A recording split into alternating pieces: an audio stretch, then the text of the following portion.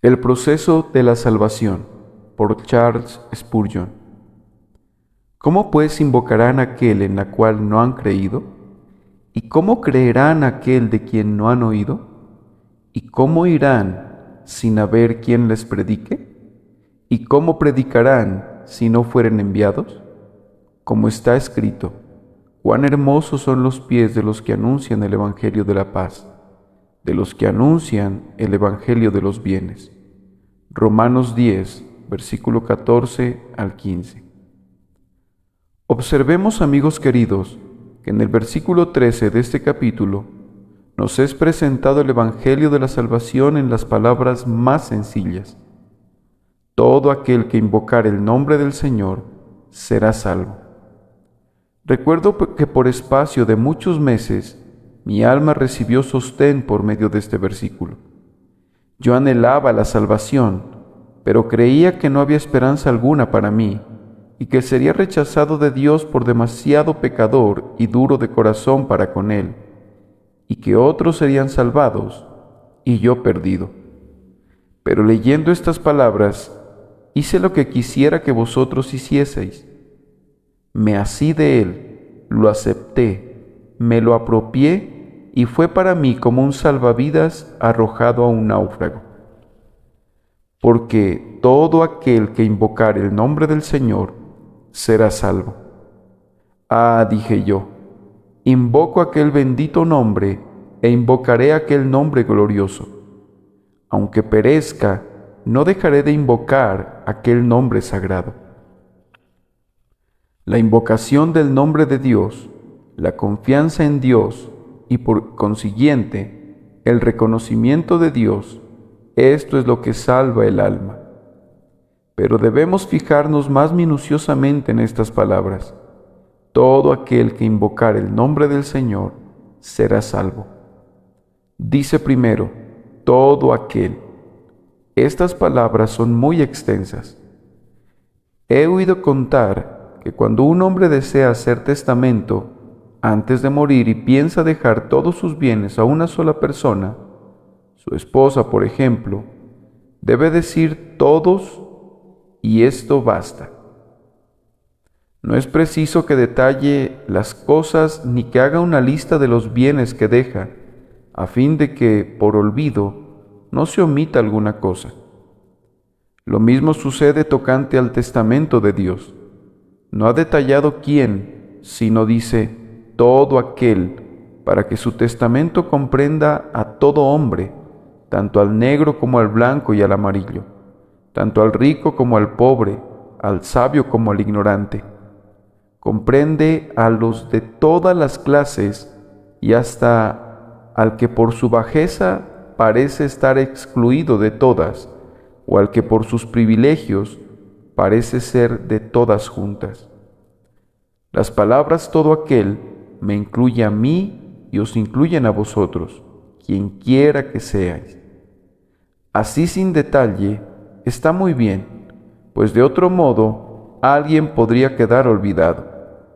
Muchas veces he pensado que si yo hubiese leído en las Sagradas Escrituras las palabras si Carlos Haddon Spurgeon invocar el nombre del Señor, será salvo, no me darían estas palabras tanta seguridad de la salvación como me dan las otras, porque pudiera ser que haya otro del mismo nombre, y entonces tendría yo que decir, seguramente tales palabras no pueden referirse a mí, pero cuando el Señor dice, todo aquel, no puedo salir de este círculo. Es como una gran red que coge al hombre entre sus mallas. Todo aquel, es decir, si yo invocar el nombre del Señor, si tú lo invocares, si el hombre postrado, moribundo, invocar el nombre del Señor, seremos salvos. ¿Qué extensión abarcan las palabras todo aquel? Lo que sigue a esta, qué fácil es. Todo aquel que invocar el nombre del Señor. Cualquier persona puede invocar el nombre del Señor. Todos saben lo que es llamar, pedir auxilio. En momentos de apuro o de peligro habéis clamado, ayudadme, socorredme. ¿No es así? Pues bien, el que puede clamar así, puede también invocar a Dios, invocar su ayuda y misericordia y anhelar su piedad. Haciéndolo con fe, como al hacerlo, mostráis creyendo que Dios escuchará, el hombre será salvo. No hay pues aquí dificultad alguna que exija un teólogo para explicarla. Las palabras todo aquel que invocar el nombre del Señor será salvo son bien sencillas y cualquiera, por ignorante que sea, las puede comprender. Ojalá vosotros las comprendierais y comenzaseis a invocar el nombre del Señor en oración ferviente. Pero he aquí otra palabra, una palabra de seguridad. Todo aquel que invocar el nombre del Señor será salvo. No hay aquí puede ser, ni tal vez, no hay duda alguna, sino la palabra gloriosa será. Nuestras promesas son débiles, pero cuando Dios dice, será salvo, es más firme que las montañas de rocas. Todo aquel que invocar el nombre del Señor será salvo. Tan cierto como que Dios existe, el Señor no se ha equivocado, no revocará su declaración por algún cambio en su propósito. Todo aquel que invocar el nombre del Señor será salvo. Ojalá muchos invocaran su nombre hoy y hallasen salvación inmediata que les duraría en esta vida y por toda la eternidad, pues la promesa será salvo llega hasta allí.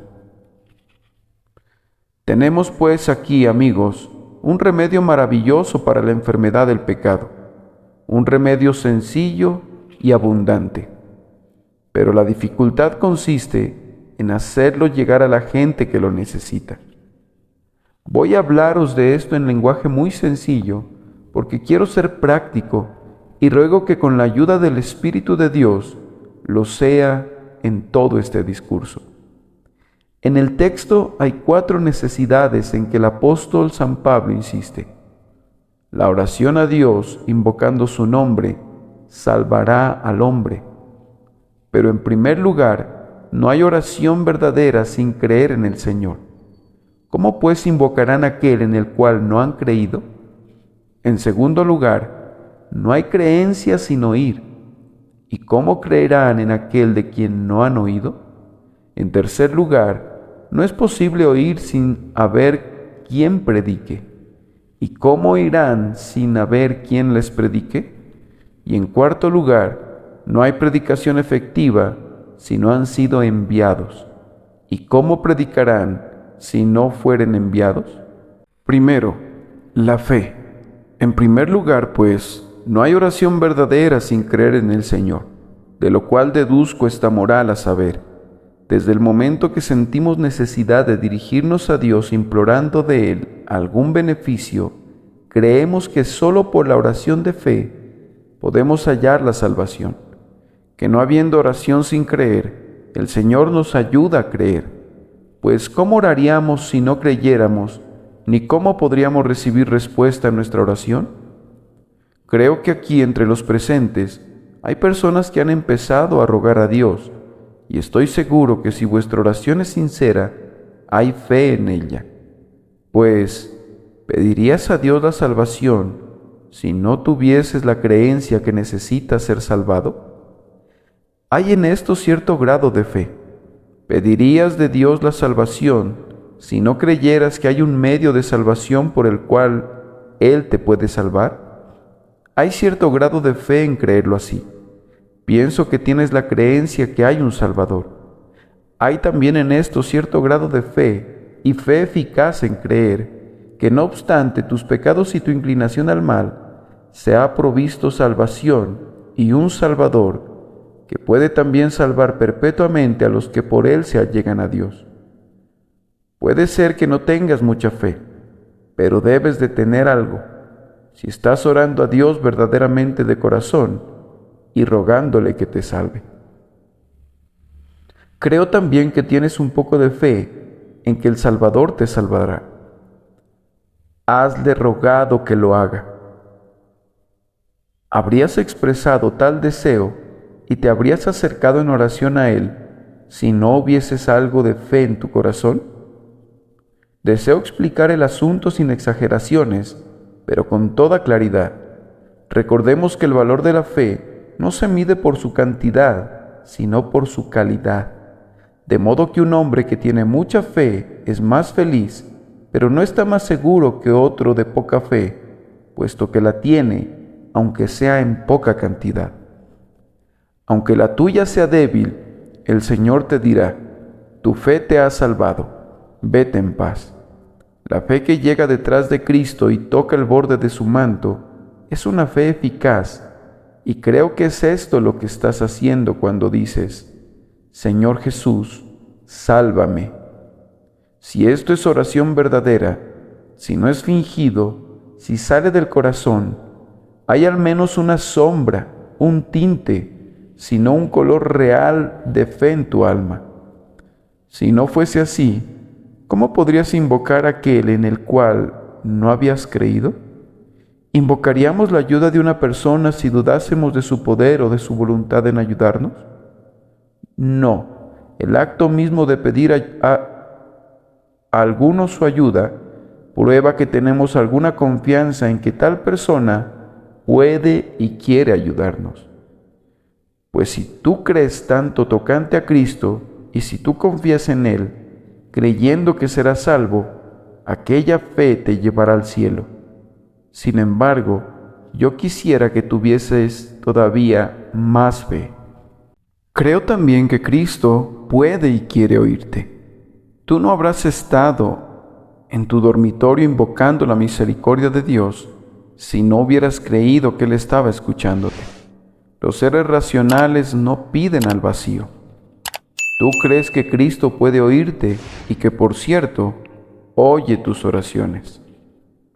Creo poder agregar también que tú confías hasta cierto grado en Jesucristo, siendo que tú oras a menudo a Él pidiendo el perdón de tus pecados y que te dé nueva vida, es prueba de que tienes alguna fe en Él.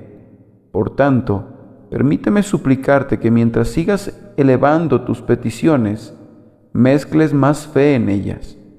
Con todas tus ofrendas ofrecerás sal, y con todas tus oraciones ofrecerás fe. Cuando pidieres algo de Dios, cree y recibirás.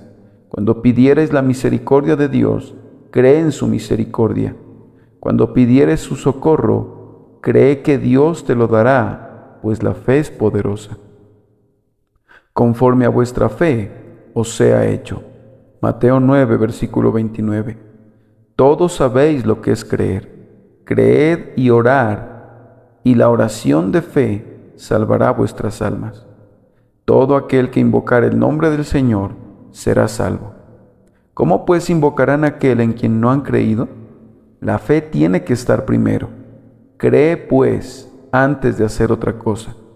Dios conceda en su misericordia que algún pobre pecador haya dejado de confiar en las obras y en sus propios sentimientos y que confíe en Jesucristo. Ahí estás, suspendido en un árbol. Tienes miedo de caerte y por eso te haces con todas tus fuerzas. Pero un hombre fuerte se pone debajo y te dice: déjate caer en mis brazos, yo te sostendré y soportaré tu peso. Si tienes confianza en Él, te dejarás caer en sus brazos. Eso mismo tienes que hacer con Jesucristo. Confíate a Él y deja toda otra confianza. Déjate caer en sus brazos misericordiosos y serás salvo. Acuérdate pues de esta primera lección, que no puedes orar bien sin la fe. 2. Oír. Ahora daremos otro paso adelante y llegaremos a la segunda necesidad. Nadie cree si no oye. ¿Y cómo creerán en aquel de quien no han oído? La palabra oído tiene aquí un sentido muy amplio. El leer es una manera de oír. No lo es solamente el escuchar con el oído, pero es indispensable que de alguna manera llegues al conocimiento de la verdad, y no puedes conocer lo que no has oído, ni leído, ni aprendido. La verdad debe serte presentada para que la conozcas. De otro modo, no es posible que tengas fe. Pero nuestra fe no debe ser como la de un hombre que cuando le preguntaron qué creía, dijo que creía lo mismo que cree la Iglesia. Bueno, le dijeron, ¿y qué cree la Iglesia? Lo mismo que creo yo, contestó. Sí, pero ¿qué es lo que cree usted y la Iglesia? Insistieron. Pues dijo creemos una misma cosa, y no supo más que decir. Claro es que esta clase de creencia no contiene ninguna clase de fe, sino ignorancia absoluta y nada más. ¿Cómo creerán en aquel del cual no han oído? Para poder creer una cosa es necesario conocerla del todo. Para llegar al conocimiento de ella, se puede ir por el camino de la lectura o por el de la audición. El que desea tener fe, ¿qué deberá hacer para obtenerla? ¿Deberá sentarse tranquilamente y decir, ¿me esforzaré en creer? De ninguna manera. Supongamos que yo te anunciase esta noche la muerte del zar de Rusia y que dijeses que quisieras creerlo. No podrías conseguirlo por un esfuerzo mental, sino buscarías pruebas que te confirmaran la certeza de mi anuncio, o esperarías a leer los telegramas a la mañana siguiente, y así te convencerías de si era o no verdad. Así, no es un acto de voluntad solamente lo que produce la fe. La fe viene por el oír. Oye, pues, cuanto más a menudo oigas el Evangelio, tanto mejor para ti. Quiero decir, si hasta ahora no has creído en el Evangelio, mientras estés oyéndolo, hay esperanza de que llegues a creerlo. Puede ser que insensiblemente penetre en tu corazón la verdad. Habiéndolo oído repetidamente, puede ser que te encuentres creyendo que Jesús murió en la cruz por ti. Yo aconsejo a todos los que buscan a Cristo que escuchen muy a menudo el Evangelio de Jesucristo. Pero te aconsejo además que escuches bien el Evangelio. Oye y entiende a la vez. Escucha como escucharías si el predicador te explicase la manera de ganar una fortuna en 10 minutos. ¿Cómo escucharíais? ¿Cómo escucharán todos en tal caso? Y todos os esforzaríais para tener buen sitio para oír bien. ¿Y cómo tomaríais nota de todo lo que oyeseis? Oye, pues, amigo, el Evangelio de esta manera, ya que se trata de algo mucho más valioso que una fortuna. Se trata de tu alma inmortal. Tu dicha eterna o tu eterna condenación depende de oír o no oír el Evangelio. Oye con frecuencia, pues, y oye bien.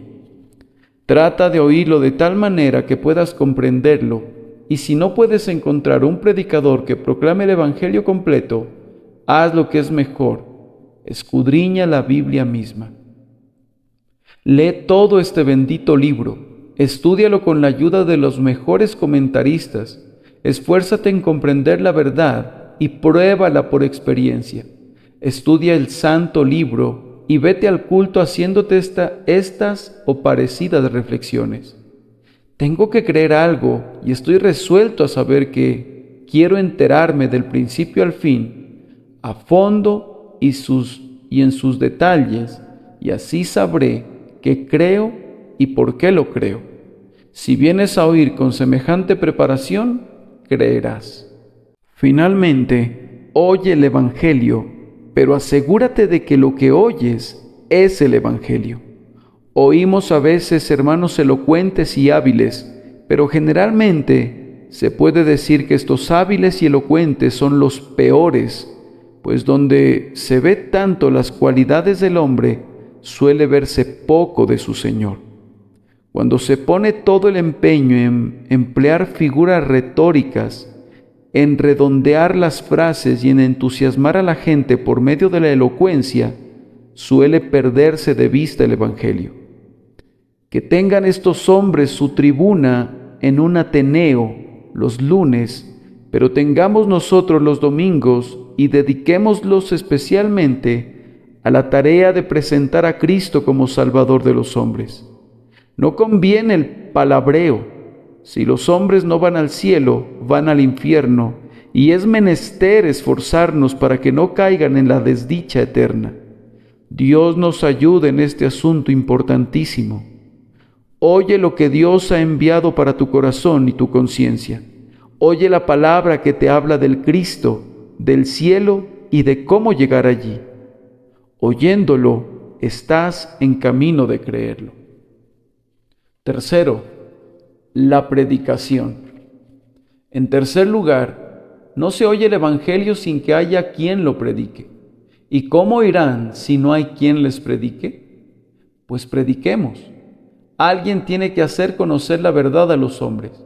Si no hay quien lo anuncie, no llegarán a conocer la verdad de que hay un Salvador. El Evangelio no será revelado a los hombres por medios sobrenaturales. Tenemos que ir a anunciarlo. No aprenderán si no hay quien se lo enseñe. Nadie tendrá conocimiento del mismo si no hay quien lo dé a conocer, ya en conversación, ya por medio de lectura o por medio de la predicación. Hay que darlo a conocer a las personas, pues, ¿cómo creerán en aquel de quien no han oído? ¿Y cómo oirán si no hay quien les predique? ¿Quién pues debe predicar el Evangelio? Todos los que pueden deben anunciarlo. El que tiene el don de predicar es responsable del uso de este don. Me extraña mucho ver que algunos cristianos toman tan a pecho y con tanto entusiasmo las cuestiones políticas, sociales o de cualquier otra clase, pero que nunca hablan de Jesucristo. Tendrán que dar cuenta de haber empleado mal este don, pues el hombre que sabe razonar, argumentar o discutir un asunto cualquiera, debe también saber anunciar el Evangelio y cuidar de hacerlo. Hay muchos que debieran predicar el Evangelio que no lo hacen, y todos los que lo conocen están obligados a darlo a conocer. Y el que oye diga, ven, Apocalipsis 22:17. Tal vez diga alguno, yo creía que esto era trabajo especial del sacerdote. Es cierto, es para sacerdotes, pero todo creyente en Cristo es un sacerdote. Por su gracia, Cristo Jesús nos ha hecho reyes y sacerdotes para Dios. Apocalipsis 1, versículo 6. Por eso es nuestro deber, como también un privilegio, ejercer esta bendita función sacerdotal de anunciar a los hombres cómo pueden ser salvos. Cada persona, pues, que conoce a Cristo, sea varón o hembra, sea joven o vieja, debe anunciar su glorioso evangelio de un modo u otro a todos los que están a su alrededor. Para efectuar este trabajo, no es preciso poseer grandes dotes. La Sagrada Escritura no nos dice cómo irán si no hay un gran teólogo que les predique, ni tampoco cómo irán si no hay un predicador popular que les predique. Oh no, algunos de nosotros estaríamos perdidos si no fuese posible salvarse sin oír a un predicador de grandes dotes oratorias. Doy gracias a Dios que mi conversión fue por medio de una persona desconocida que no era ministro del Evangelio, en la aceptación común de esta palabra, pero que pudo repetir las palabras, mirad a mí y sed salvos todos los términos de la tierra. Yo aprendí teología, de la cual nunca me he apartado de una cocinera anciana que estaba en la casa donde yo trabajaba. Aquella anciana solía tratar de las cosas profundas de Dios, y oyéndole contar sus experiencias de la bondad de Dios para con ella, aprendí más que de ninguna otra persona después. No se precisa instrucción universitaria para poder anunciar el Evangelio de Jesucristo, como lo prueba el que muchos de los mejores obreros de nuestra iglesia son hombres de bien poca instrucción, pero saben atraer a muchos hacia Cristo. Continuad, hermanos, aunque tengáis pocos dones, anunciando el amor de Cristo para con los hombres. Si anunciamos a los hombres la historia de la cruz de Jesucristo, estamos libres de una responsabilidad.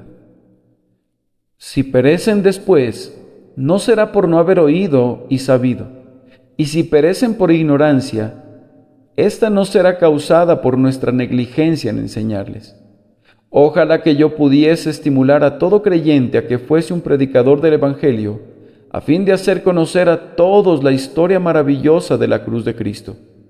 Hablad a un individuo o escribidle una carta, y si no podéis escribir una carta, enviadle un sermón impreso, un periódico, un tratado, etc., a fin de que de un modo u otro venga a conocer el Evangelio.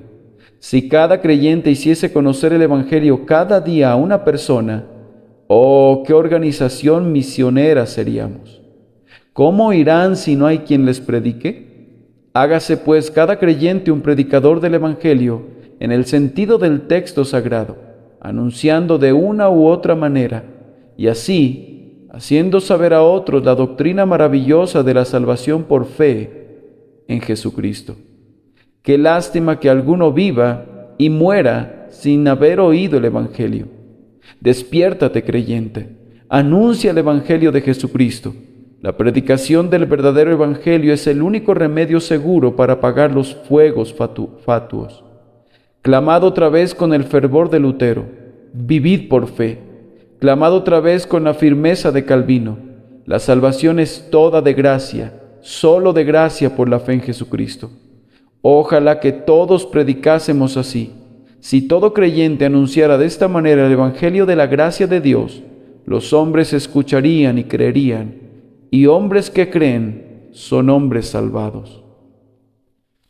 Cuarto, el envío del predicador. La cuarta necesidad es: no hay predicación efectiva si no es enviado el predicador. ¿Y cómo predicarán si no fueren enviados? Ah, dirá alguno, aquí surge pues una dificultad, pues según eso, no debemos ir a predicar si no somos enviados.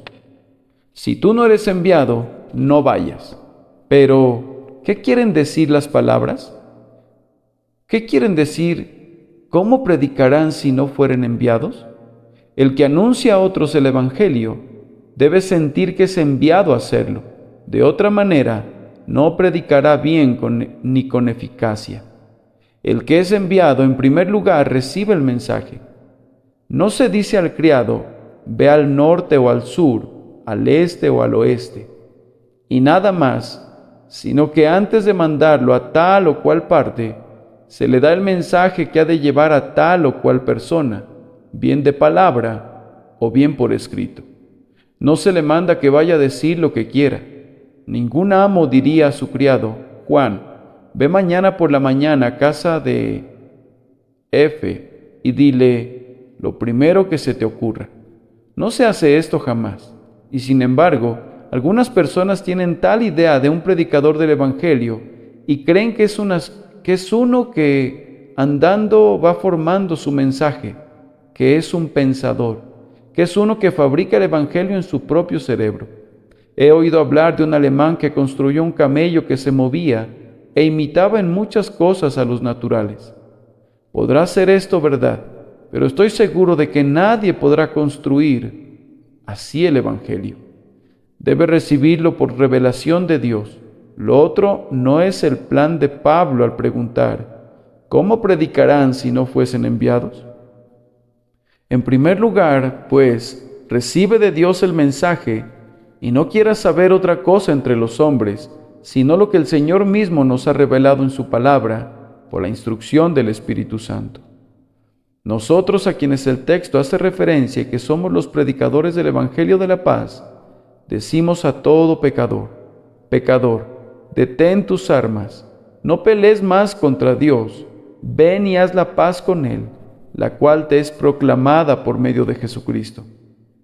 Él te perdonará toda transgresión e iniquidad y está dispuesto a borrarlo y perdonarlo todo.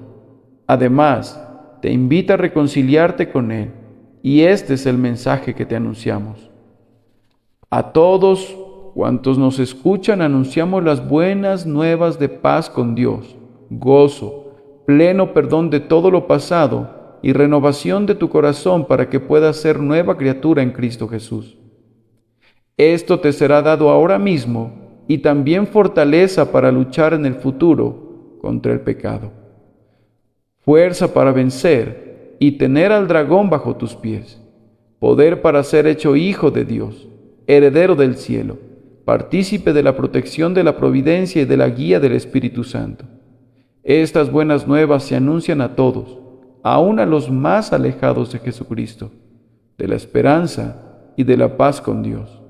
Creed en Jesucristo, confiad en Él, confiad en Dios manifestado en carne humana, confiad en Él que derramó su sangre en la cruz y pagó el rescate de nuestra alma. Hará para vosotros todo lo que sea necesario, os salvará y os llevará a su diestra en la gloria. Todas estas cosas os habré anunciado en vano, si el Señor no las dirigiere a vuestro corazón y no las creyerais. No esperéis a que otros crean por vosotros. Confiad en Cristo, cada uno por sí, y creed en Él ahora mismo. Amén.